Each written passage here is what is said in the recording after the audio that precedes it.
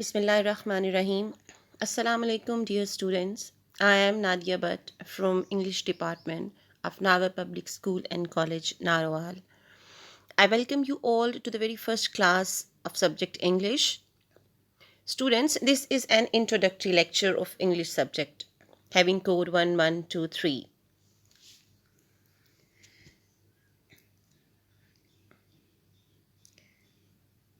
In the slide on your screen, you can see that what is O level. What is O level? O level is the abbreviation of ordinary level. Here you can see that O is ordinary.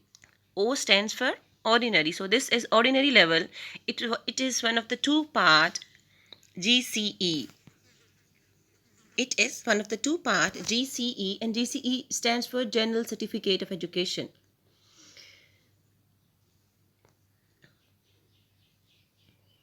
Right now on your screen you can see GCE O level English language, and here you can see the code for the subject of English is 1123.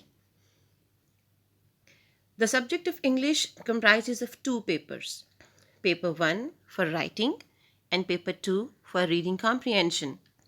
And right now you are going to have a brief introduction of paper 2.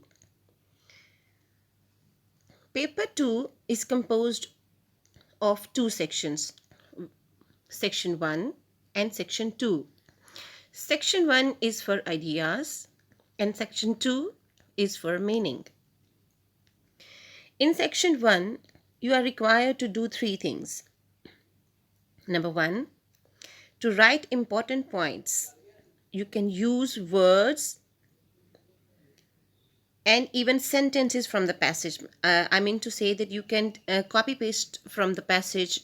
And number 2 is, out of these points, at first point you will be required to make a few points that might be the advantages and disadvantages, so many other things as well. And number 2, while using those points, you will be required to write the summary. At this point, the requirement is the own word. In paper of English, you will come across the word own words. Own word means that you will not copy paste from the passage. You have to use the synonyms. You have to use the thesaurus. It will show the vocabulary. If your vocabulary is good, then there will be no difficulty. But if you think that there is that you lack in vocabulary, then you must increase your vocabulary. And the third point is, there will be short question answers. The short question answers might be the 2 to 3 4 sentences. That might be the MCQ space. That short question can be the true and false. And in the section 2 of paper 2 is reading for meaning. In this section, candidates read a narrative passage that can be a report, an article, or story of approximately 700 words. There will be again short question answers, testing their ability to understand the language. And here you will come to know the two terms, explicit and implicit meaning. Basically, in the type of question where the explicitity is required, the meaning will be quite clear. You won't need to go deep into the meaning. That will be the surface meaning, the apparent meaning. But when it comes to know the implicit meaning, you have to read in between the lines. In between the line means that you have to go deep into the meaning. What is the real meaning? For example, if I use the word, if idioms, apple of one's eye, then apples of one's eye doesn't mean that he is the apple or she is the apple. Apple of one eyes mean that he is very dear to someone. He is very loving or close to someone. So you have to give the explicit meaning, and you have to know the implicit meaning if there is something deep meaning.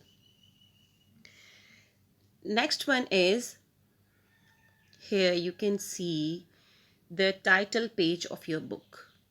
Oxford Progressive English for Cambridge O-Level English Language, Syllabus 1123. And the next one, you can see that this is the index page of the book, and here you people have given the content. This is the pick of the first unit. And interesting thing is that in your previous classes, in one unit you have one lesson or maximum the two lesson, but here in the progressive book there are four lesson in in one unit. Yes, you can see here these are the four lesson. These are the four lesson: snake, saving lives with poison. The question mark, that do you think that the poison can be useful for saving someone's life? In that passage you will have the knowledge. In the third lesson in this unit is snake, and the last one is one is so long. This is a long poem about a snake, and this is very famous poem in English literature. So the very first unit, having the title snake, you will have all the four lesson having the main character of snakes, and then you must fulfill the you must fulfill the learning objectives and learning outcomes. Then in the second column there is the grammar portion. Then you will have the different questions, fill in the blanks, and then the so many other things. Then there is the writing portion and the language skills. Next comes the page from your first unit, first lesson, and this is the snake. And you can see that there is the hut, and there are people near the hut. The main character of this lesson is Alu. It's a really very interesting name, Alu, but this is not a local story. This is African based story. Alu is the mother, and then she has two kids, a baby, and in the text the writer has mentioned the name baby, and then a boy, and she left those two kids along with the little maid at home, and there are the villagers. This is really very interesting story, and you will come in the next lecture that what happened in the story, what happens to Alu or the baby or the little maid, what happens. So we will join tomorrow. uh, we will be together. So but keep one thing in mind, that while reading the passage there would be the vocabulary. You people are required to have the synonyms. Try to learn the words and the synonyms at this in the beginning. It will be very beneficial for you people if you develop the habit of learning the vocabulary, and the active use of that vocabulary is very much needed. Active vocabulary, many people have the passive vocabulary, and that passive vocabulary is of no use, uh, active vocabulary is needed. Active vocabulary is beneficial because you can use that active vocabulary in your day-to-day life.